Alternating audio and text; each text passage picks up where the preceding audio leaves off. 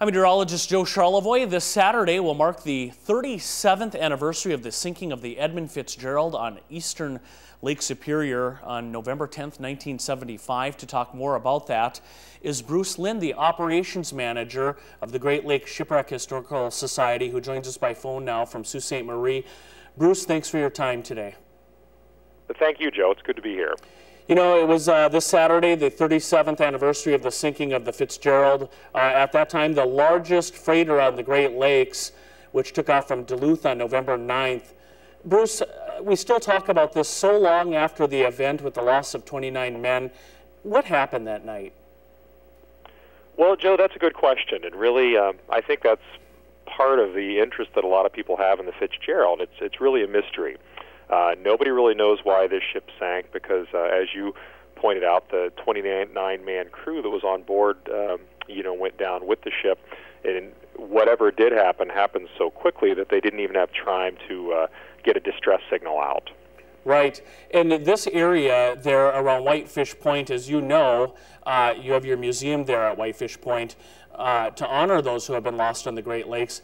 It's just notorious. I think from your website I saw since 1816 around 240 ships have went down in that area. What makes this particular region so dangerous? Well, there's a number of reasons, Joe, for that, and a lot of it has to do with the ship traffic that's passing Whitefish Point that's going from the Soo Locks up into Lake Superior and then vice versa. So you have a lot of ship traffic there, and if you think about the ships that were operating prior to some of the technology that we take for granted today, collision was a big concern. Of course, the weather was a huge concern. So there's a number of reasons for those shipwrecks, fog, things like that, collision. So it's just kind of a combination of circumstances. That's right. And another thing, too, the waves there that night, particular night on the high end were estimated around 35 feet. Just a bad combination of circumstances. You honor the legacy of those with a free public event the night of the sinking, every anniversary that takes place this Saturday at 7 o'clock at the Whitefish Point Museum. That is free for the public, isn't it?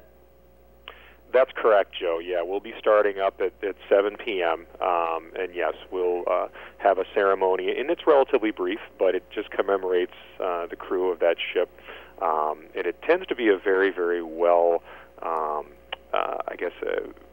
we have a lot of people, let me put it that way, that come up for this. So I'd say if any of your viewers are interested in coming up, they might want to come a little bit early. Sounds good. Bruce, thanks so much for your time. And again, that ceremony taking place Saturday night at 7 o'clock at the Whitefish Point Museum there in Chippewa County. And I will say weather technology has greatly improved. The safety on the ships has also improved since that event. And of course, with those big storms, we try to forecast them as accurate as possible. Bruce, once again, thanks for your time. Thank you, Joe.